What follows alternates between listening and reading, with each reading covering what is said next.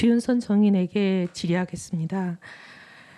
주윤선 정인은 본인이 불편한 얘기를 하기만 한마디만 하기만 하면 째깍 고발을 하는 굉장히 고발 전문가로 알려져 있는데 요즘 많은 사람들이 의아하다고 저한테 제보를 해옵니다. 국정조사에서 분명히 위증을 하면 처벌을 받는 선서를 하고 한 자리에서 있었던 얘기인데도 조윤선 정인에게 굉장히 치명적인 발언이 있었는데도 전혀 고발에 대한 얘기가 없으니까 이걸 꼭 물어봐 달라 이런 얘기가 옵니다. 뭐냐면 정무수석 재임 시절에 최순실과 김장자 등과 함께 근무 시간에 정동춘이 운영하는 마사지샵에 간 것이 적발되어 민정수석실 특별감찰관 조사를 받다가 무마되었다는 제보가 왔습니다. 사실이 아닙니까? 이렇게 우리 한 국조의원이 질문을 했습니다. 그 부분에 대해서 조윤선 증인은 아니라고 대답했습니다. 다시 한번 물어보겠습니다.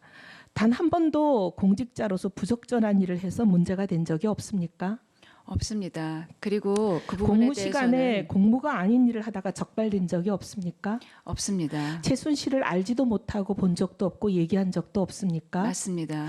그러면 그 부분에 대해서 우리가 나중에 위증 혐의에 관한 추가 고발을 할 때 제가 의사진행 발언을 좀 하겠고요. 정동춘 증인께 묻겠습니다.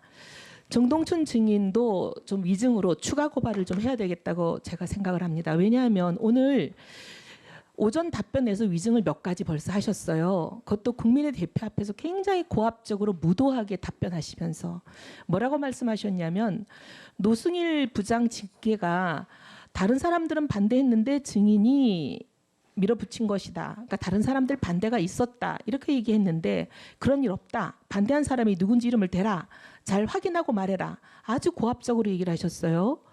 사실 그때 제가 알고 있는 이름을 말을 할까 하다가 또 그분의 실명이 밝혀지는 것이 예의가 아닐까 해서 제가 말을 안 했었는데 어떻게 보면 공교롭게 이렇게 이사회 회의록이 공개가 돼버렸습니다.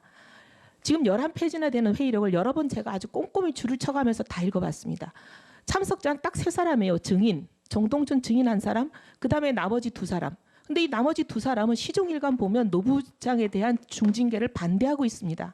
오히려 박 과장이 더 중징계를 받아야 한다고 문제 제기를 하고 있어요. 노 부장에 대한 중징계를 해고를 해야 된다고 계속 주장하는 사람은 증인 한 사람밖에 없어요. 그러니까 증인의 얘기가 틀린 거예요. 근데 증인이 굉장히 고압적으로 이 회의록이 공개될 걸 몰랐는지 위증을 한 겁니다.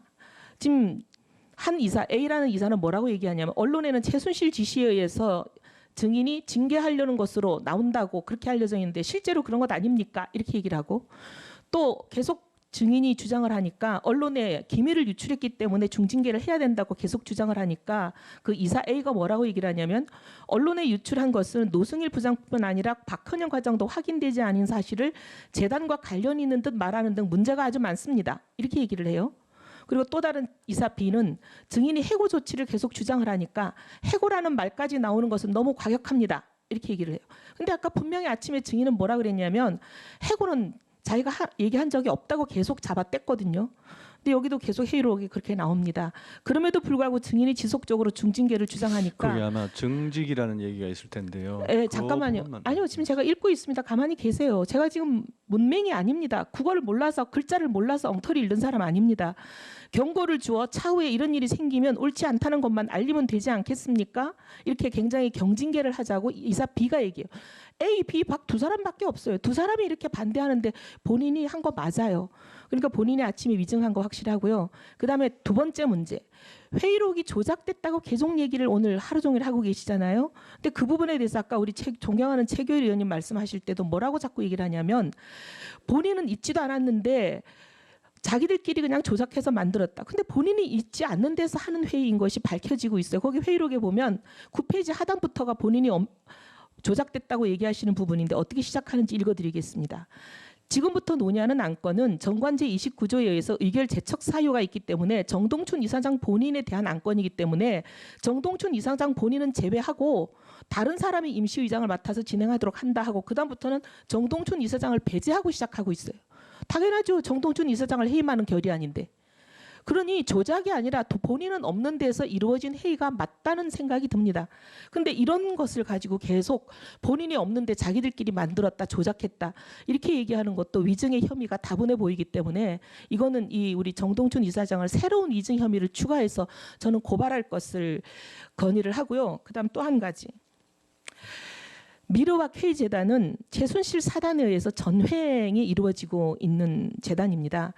자금이 어떻게 조달됐느냐 하는 것도 물론 규명이 돼야 되겠지만 그 재원의 성격이 범죄 자금이냐 아니냐 물론 그것도 앞으로 밝혀질 겁니다. 근데 그게 밝혀지는 거와 별개의 문제로 지금 현재까지 목적에 맞게 집행되고 있지 않다. 이거는 모두가 인정하는 바입니다. 이미 규명이 됐고. 그렇기 때문에 저는 이 두 재단이 집행이 지금부터 즉각되지 않도록 이 두 재단에 대해서 모든 활동 중지시키는 집행정지 가처분을 요청을 해서 우리 위원회의 의결로 이것을 당장 중지시켜야 된다고 생각해요. 자금이 지금부터는 1원 한 푼도 집행이 되지 못하게. 이것을 우리 위원장님께 우리 위원회 의결로 의결해 주실 것을 부탁드리겠습니다.